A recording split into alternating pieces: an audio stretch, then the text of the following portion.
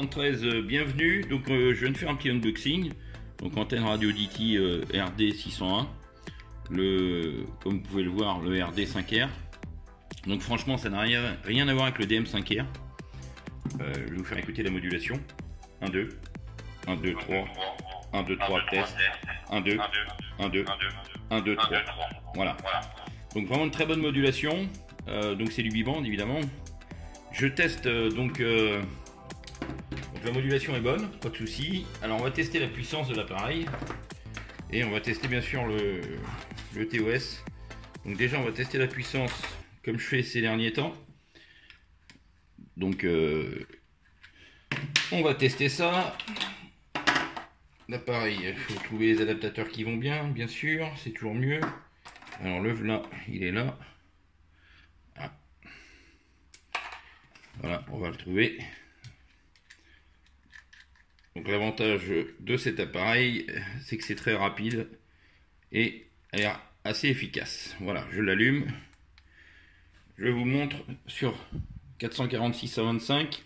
C'est parti. Donc oui, non, si on n'est pas si on n'est pas en PWR évidemment. 4,89 en puissance, 4,89. Alors en VHF. En VHF 138 en digital. Voilà, il n'y a rien. 5,10, oui. Je vous montre. 5,12. Voilà pour la puissance en V et en U. Hein. Donc en petite puissance, je pense que c'est aux alentours d'un watt. Je suis pas sûr, mais on va essayer de passer en petite puissance. TXO, voilà. En petite puissance, 2 watts. 2 watts. 1,99, hein, comme vous pouvez le... Ouais, 2 watts. Voilà, en tout cas l'appareil a l'air de fonctionner pas trop mal. Bon, bien sûr, c'est pas mon appareil préféré. Je pense que le GD77 en biband, rapport qualité-prix est pas mal. Mais pour ceux qui sont vraiment habitués à un UV5R, c'est la même chose.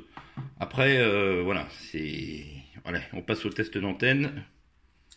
Donc, je coupe et je vous reprends tout de suite. Bon, j'ai changé d'appareil, donc je vous montre 145-500 vite fait. Alors, combien on a? 1,4 avec l'antenne d'origine.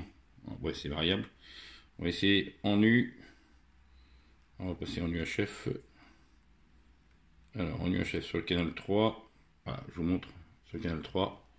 C'est parti. 4, 7, ouais. Voilà.